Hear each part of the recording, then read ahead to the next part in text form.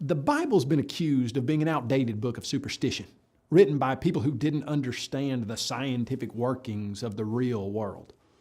This accusation is patently false.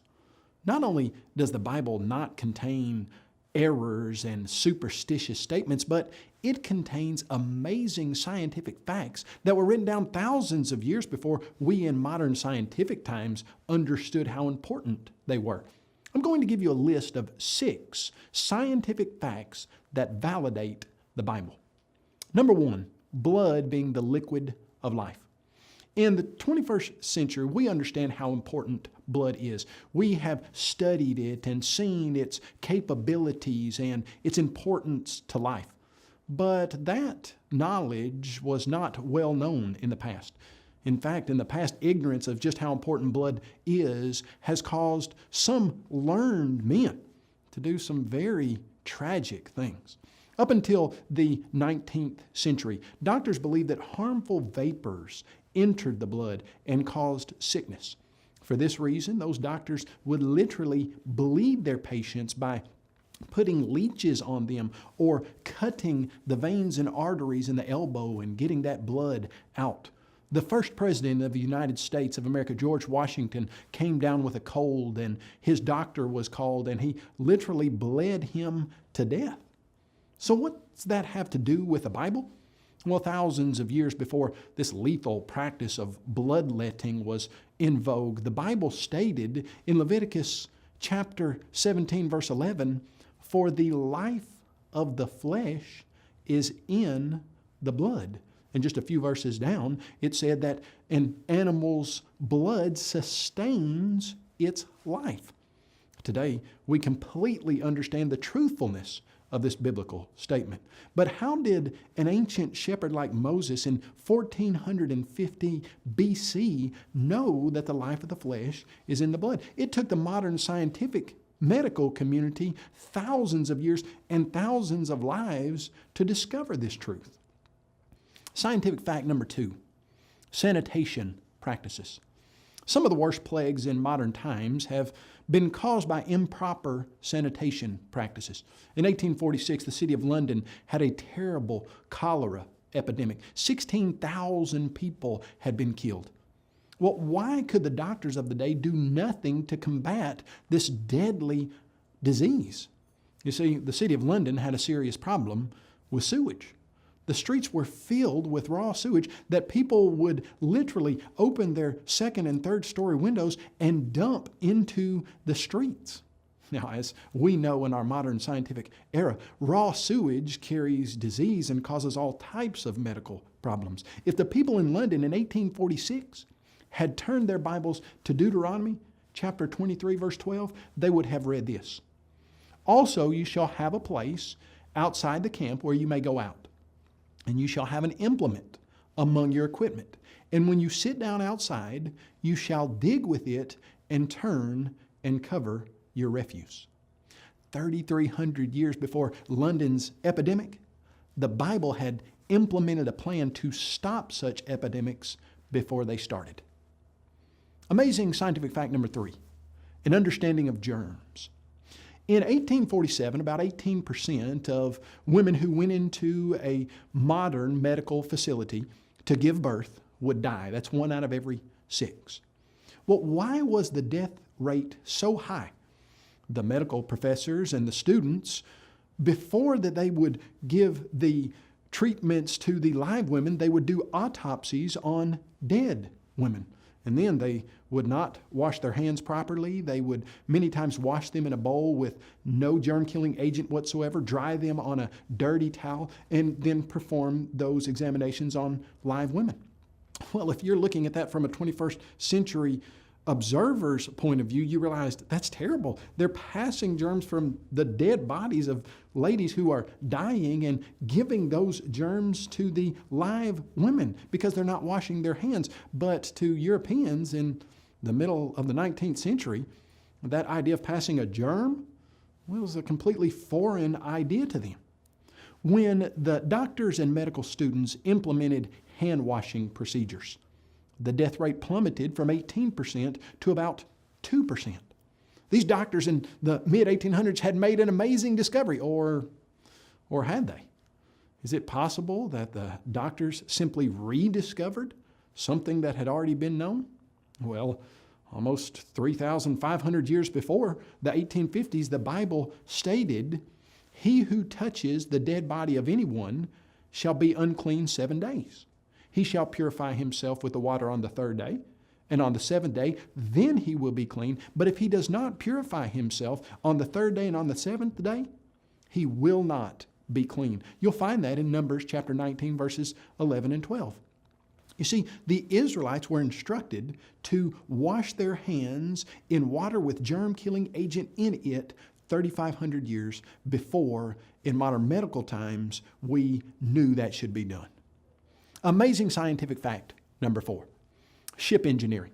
While you don't go to the Bible for blueprints for a huge barge, you don't think, it just so happens that maybe that is where you go. In Genesis chapter 6, verse 15, the Bible says that a man by the name of Noah builds an ark that's 300 cubits long by 50 cubits wide by 30 cubits high. And it just so happens this is a ratio of 30 to 5 to 3, length to breadth to height. Well, for thousands of years, the ark was the largest floating ship on record. In 1844, a man named Isambard K. Brunel built a huge ship called the Great Britain, and he used a similar ratio to that of the ark, 30 to 5 to 3. As it turns out, that 30 to 5 to 3 length to breadth to height ratio is the perfect ratio to build a huge boat that doesn't need to go anywhere very quickly, but needs to stay afloat and carry tons and tons of supplies. That same ratio, 30 to 5 to 3, was used by shipbuilders in World War II when they built ships called Liberty ships that were designed to carry tremendous amounts of cargo. You see, Brunel and those engineers that were building those Liberty ships, they had generations of shipbuilding knowledge. But Noah's was literally the first of its kind. Where did he get that kind of information? Well, I would suggest to you from the master shipbuilder. Amazing fact number 5, quarantine. You see, in today's world of advanced medicine and understanding of germs, the idea of quarantining sick patients and separating them from those who are well, it's standard practice. But it certainly wasn't in the ancient world because they didn't understand germs till about 200 years ago, and they didn't see a need to keep sick people separate from people who were not sick. In the Bible, however, thousands of years before modern medical science understood the spread of germs, detailed measures to prevent their spread. In the book of Leviticus, we read that people with diseases such as leprosy were instructed to dwell alone outside the camp. We read that in Leviticus 13:46. And if and when an individual got close to somebody who is not diseased, this diseased individual was told to cover his mustache or upper lip and cry, "Unclean." Why? Why do we tell our children to cover their mouths when they cough? Well, to keep that diseased spittle from going into the air and from infecting others airborne. When we look at these instructions in Leviticus, and we see that Leviticus had an understanding of contagion and quarantine that surpasses that of any other nation, it's interesting that the Encyclopedia of Medical History says this: the idea of contagion was foreign to the classic medical tradition and found no place in the voluminous Hippocratic writings. The Old Testament, however, is a rich source for contagionist sentiment, especially in regard to leprosy and venereal disease.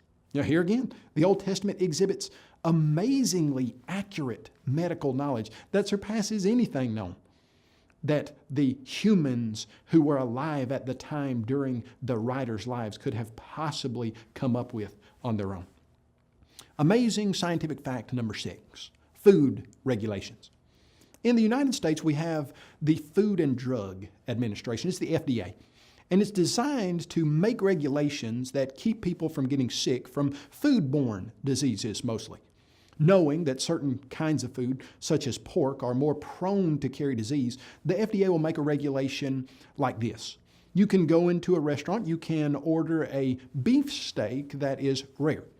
But if you go into that restaurant and you order a pork chop, you can't order it rare. Why? Well, because pork, if it's not cooked properly, has a much higher probability of causing some type of disease. But we know that in modern times. But the Bible, especially the Old Testament, written some 3,000 years before modern times, exhibits a knowledge of food-borne diseases that surpasses anything that was around during the time of the writers. For instance, when you look in Leviticus chapter 11, it mentions that pork was not to be eaten. Well, that's a wise regulation, as we have seen. Even the modern FDA puts regulations in along those lines. The text also forbids the consumption of bats. You say, well, I don't want to eat a bat. Well, some people do. In fact, around the world, bats in some places are a delicacy. Why not eat bats? Just so happens that bats have a very high probability of carrying viruses that can be caught by humans, especially the rabies virus. Also, in Leviticus 11, we read that things like lizards, salamanders, amphibians are not to be eaten. Well, why? Well, lizards, salamanders, amphibians, etc., have about a 90% contamination rate of salmonella. Salmonella, a bacteria that causes many people to get violently sick and some of them to die. You see, the Bible never gets a single medical fact wrong, and it exhibits a knowledge of scientific facts that is thousands of years ahead of its time. That scientific accuracy proves the Bible's divine origin.